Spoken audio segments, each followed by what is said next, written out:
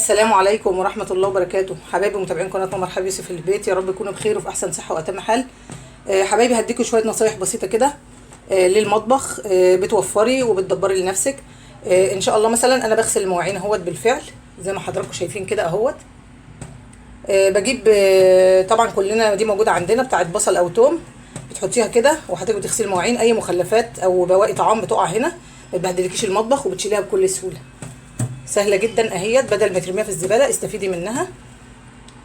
ويلا قومي تشجعي واغسلي المواعين معايا كده زي ما انا بغسل اهوت. انا دلوقتي في مرحله الشطف. حبايبي ديت ما ترموهاش في الزباله، هنعمل فيها ايه؟ بصوا فيها جبنه من جوه زي ما انتم شايفين كده اهيت. نبدا ان احنا نغسلها كده. وقفي اهي، بقت نضيفه زي الفل اهي، تمام. هنحط فيها كل حاجه جواها وبعدين نقوم جايين قافلين كده اهي. صباعك سداسي اهي صباعك، وبعدين نقوم جايين قافلينها كده بالشكل ده. هوريكم. وقفي. شوفي بقى الباذنجان زي ما انتم شايفين كده اهو، بيحفظ لك الباذنجان اهي، لان الماده ديت حافظه. بصوا السيلفر ده حافظه. نيجي بعد ما نحط الباذنجان بتاعنا جوه اهو، نقوم جايين عاملين ايه؟ جايين قافلين كده وقافلين كده اهو زي ما انت اهي. تقدري ان انت تدخليها في قلب التلاجة. استني خليكي زي ما انت، ادي كده ودي كده اهي. يلا اقفلي هبه.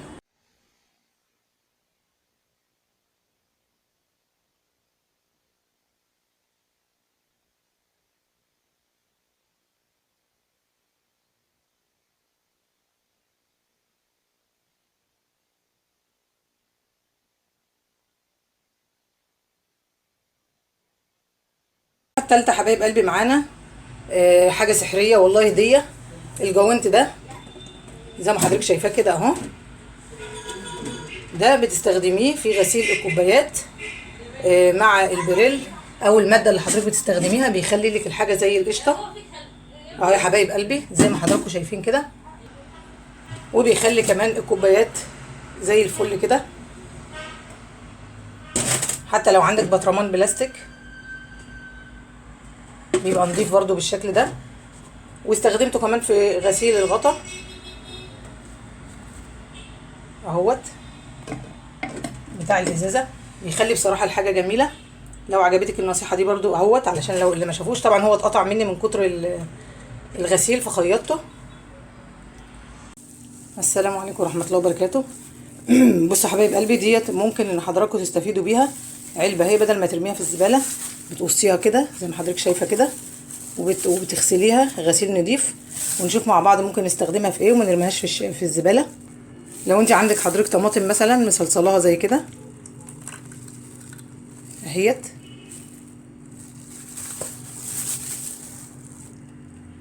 علشان الماده الحافظه اللي انت شايفاها دي، الماده الحافظه اللي حضرتك شايفاها دي اهي، ديت بتحافظ على الاكل، بتحافظ على الاكل ما تخلوش يخسر في الفريزر. بتحطي العلبه في قلب الفريزر اهي يا حبيبتي زي ما انت شايفه اهيت. مترميهاش، حطها في قلب الفريزر بالشكل الجميل ده. حبيبه قلبي النصيحه التانية، ان حضرتك بتقومي بقى عينك وعبادتك على الميه، لان ممكن تقطع. بتجيبي الازايز الفاضيه اللي زي دي كده طبعا مغسوله وغطاها موجود، وبتبداي ان حضرتك بقى بتفتحي الميه بالشكل دوت وتملي الازازه، علشان خاطر الميه لو قطعت في اي وقت يبقى انت عندك الميه. بتملي كل الازايز بالشكل ده والطريقه دي. لو عجبتكم الفكره دي كمان قولوا لي استفدتوا من ايه يا حبايب قلبي.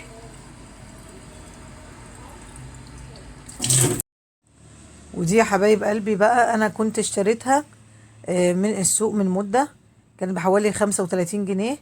جميله جدا، ممكن تلم لحضرتك كل الحاجات اللي زياده عندك في المطبخ، زي مثلا غطيان حلل زياده، غطيان بلاستيك عاوزه تلمي فيها، ممكن اي حاجه للدولاب برضو ممكن، بناطيل اطفال، طرح زياده، ممكن تستخدميها في استخدامات كتير يعني. جبت منها اللونين اللي قدام حضراتكم دول. اللي وصل معايا لحد هنا ما ينسينيش بالاشتراك واللايك والشير. وان كنت جديده حبيبه قلبي في القناه فعلي لي الجرس واكتبي لي تعليق حلو زي حضرتك كده، ودعوة جميلة منك لوالدتك رحاب، وربنا يخلي لك والدتك طبعا الأصلية. بصراحة جمال جدا، لموا لي حاجات كتير ممكن تلم فيهم توابل. انا بحب الصراحة اللون البرتقالي دوت. ما بحبش قوي اللون الأحمر. دول كانوا 3 أطباق، مش هتصدقوا كانوا كام، دول كانوا بحوالي 15 جنيه. 3 ألوان جمال جدا، بينك فوشيا واللون اللبني في النص، هما بلاستيك بس جمال جدا. عمليين، تحطي فيهم مخلل، تحطي جبنة، عسل أبيض، عسل أسمر، طحينة، جمال جدا جدا.